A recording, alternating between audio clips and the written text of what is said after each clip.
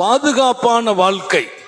உங்களை பாதுகாப்பதற்கு சோதனைகளிலிருந்து பாதுகாப்பது, நெருக்கடிகளிலிருந்து பாதுகாப்பது, கெட்ட மரணத்திலிருந்து பாதுகாப்பது.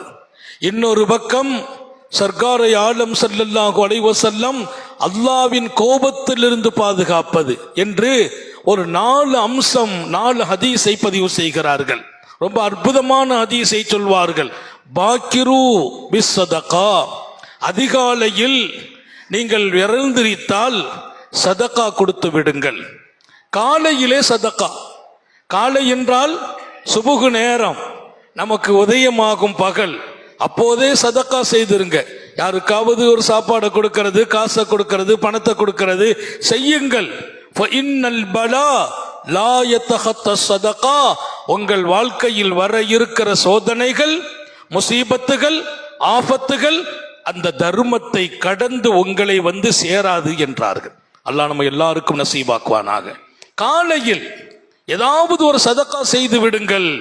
இது ஒரு நல்ல பாடம்.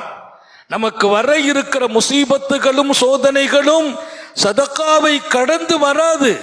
நபி பெருமானார் ஸல்லல்லாஹு அலைஹி வஸல்லம் சொல்லும் செய்தி சத்தியமானது. மன